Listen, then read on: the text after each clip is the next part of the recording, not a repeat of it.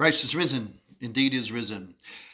I want to tell you something about the Eastern Catholic churches in America and the schism that happened in the Eastern Catholic churches.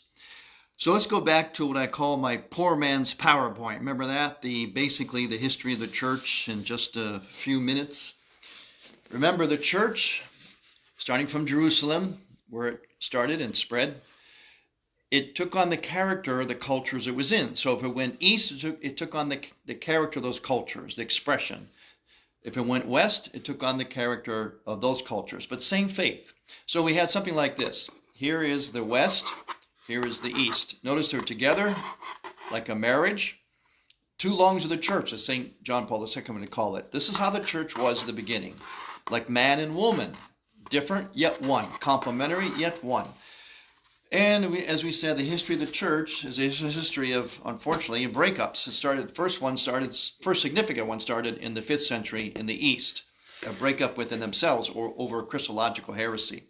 But the big one, as we said, was in 1054 AD, where the West and the East excommunicated each other, split from each other.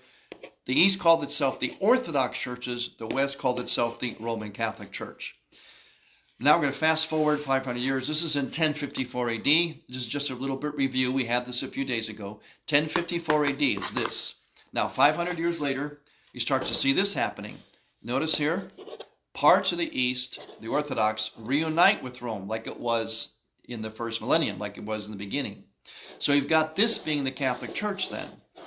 The West and parts, not all, parts of the East.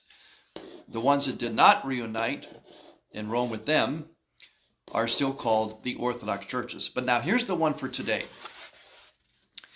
You notice, though, as we fast forward even more into the 1900s, around about 1930, right in here, you notice something? There's something missing here. That's right. Some of this orange is missing. Some of the Eastern churches, parts of the Orthodox that reunited with Rome, some of them around 1930 in America went back to Orthodoxy. Why did that happen? Well, this is the story of the Eastern Catholic churches in America. United with Rome, so we're Eastern Catholic. See, this is Catholic here, not just this. Latin Rite is not Catholic. The whole thing is Catholic. Latin Rite, Western rites, and Eastern rites. What happened was, early in the 1900s, there was a controversy that occurred in this right in here, in America, largely in North America. When the Eastern clergy came to America at that time, they were not well known by the Latin Rite clergy. And the Latin Rite clergy at the time had a particular vision of an American Catholic Church. Well, along came these Easterners calling themselves Catholic, and they were different. And so there was a problem here with the Latin Rite clergy. And the biggest part of the problem was the fact that the Eastern Catholic churches had priests who were married. Now that, of course, was not the case in the Latin Rite. They couldn't conceive of that. They were scandalized by that. So they eventually, make a long story short, they pressured Rome into saying to the Eastern Catholic churches, you cannot have married clergy in the United States of America, basically in North America. In fact, the wording from Rome was, all priests, East or West, all priests serving the New World. That's what they called America at the time. The New World. Again, we're in the early 1900s and late 1890s. Any priest serving the New World, East or West, must be celibate. So from that time on, we could not have married men becoming priests in the Eastern Catholic churches in North America. It didn't change in our countries of origin. They retained their custom of having married priests. The other issue was church ownership, because when the immigrants came over, they basically preceded most of the time their clergy and their bishops, and they were devout, so they would build a church on their own, and they, in a sense, kind of owned that church or felt that they did. Well, once the clergy came over from the countries of origin to America, the clergy said, no, you don't own the church. The church owns the church. The bishop basically owns the church. This was called the trustee system, trusteeism. And that became a big controversy within the Eastern Catholic churches. So that issue of who owns the church and the fact that the custom of married clergy was taken away from the Eastern churches by the Roman Church, the Latin Rite, those two controversies caused a great schism in the Eastern Catholic churches in America.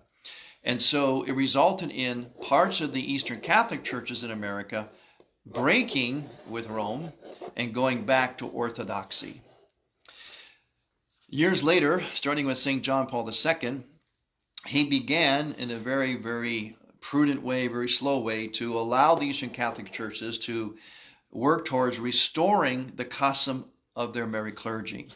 Then under Pope Francis, it was allowed completely. Pope Francis just told the Eastern Catholic bishops, if you want your married clergy, you can have at it. Who am I to judge? So that's how we now have restored the custom of ordaining married men to the priesthood, even in the Eastern Catholic churches. The Orthodox always had it, always retained it, and it was always retained in our countries of origin. It was in North America that it was not allowed, starting in the early 1900s. And this custom is now restored, so married men can become priests in the Eastern Catholic churches in America if the bishops so desire. And remember, you have to word it correctly. Priests do not marry in Eastern churches. Priests do not get married. Married men, a man already married, can become a priest in the Eastern Catholic churches, which are in full communion with the Pope of Rome. So just a little bit of history of the Eastern Catholic churches, who also had their own schism. So it's schism and schism and schism throughout the history of the church, unfortunately. One day, hopefully, we'll be all back together again, and like it was at the beginning. One body in Christ, like a marriage, although we're different, complementary, we are still one.